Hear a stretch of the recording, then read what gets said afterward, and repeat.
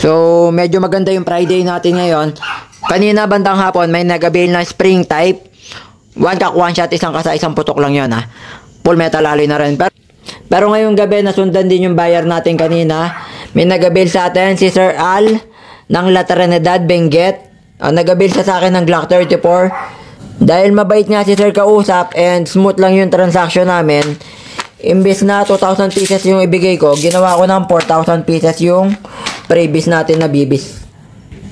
So, ngayon, gagawan ko lang ng test pair to para may proof din na maayos yung ipapadala natin na unit. Nga pala, brand new yan ha. So, ito yung may manual yan pag nag-avail ka. O kayo, sir, halimbawa, mag-a-avail kayo, ito. Glock 34 yan, two-tone, black and brown. Solid na solid yan, Nasa 1.7, 1.6, 1.7 ang timbang nito. Solid na solid. Mataas din na FPS para na ring high kappa to.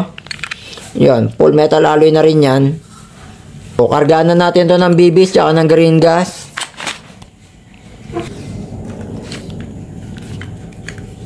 Shoutout ulit sa'yo, Sir Al. Maraming salamat sa pag-avail na to. Easy yan, Easy ang brand. Glock 34 two-tone. Black and brown yan, Kargaan na natin ng green gas tsaka ng bibis to. So, syempre, yan, mas okay pa rin. Ako, ginagawa ko pag nagkakarga ako ng ganito, binababa ko to. Yan, tinatanggal ko yung takip. Then, yan. Then, paano nga ba magkarga ng green gas? Yan, diretso lang dapat, Diba, ito yung pinaka, yan, yung inlet, or inlet valve. Ito yung green gas natin. Diretso lang, mga sir, ang pagkarga. Yan, malalaman nyo naman yan. Pagka mali yung pagkarga, syempre, sisingaw yan. Okay na. Yan, medyo puno na. Nasabi ko na rin to dati sa ibang video ko. Paano nga ba pasingawin? Syempre, hindi tayo magpapasingaw. Sayang naman yung gas. Yan, press nyo lang yan, yung nasa likod. Para sisingaw yung gas niyan pagka pinress nyo. Then, balik na natin yung takip. Ito yan, press nyo lang pababa. Balik nyo lang yan. Yan.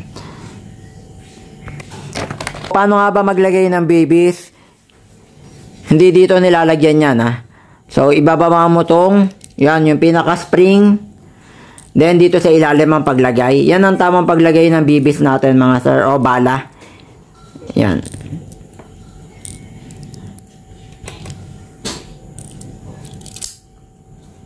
So, eto na. Diba?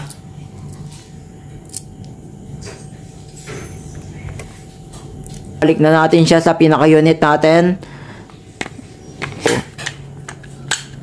Yan. Siyempre, hindi pa naman yata puputok to. Alam ko yun, hindi pa nakakasa. Ito yung unit natin. Order ni Sir Al. Easy. Na Glock 34 two-tone. So, kasa lang natin. Ito na yung target natin, Lata.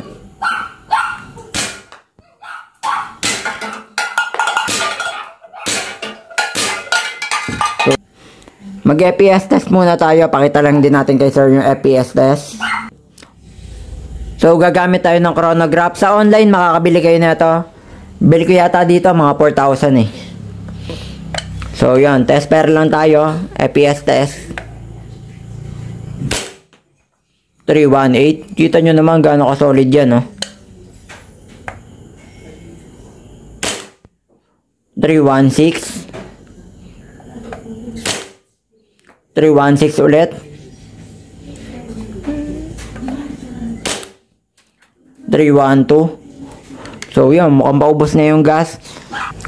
So, pagka wala ng bala, ganyan yung mangyayari, Bali, parang totoo na rin. Paano nga ba bumalik sa dati? Pe-press nyo lang to.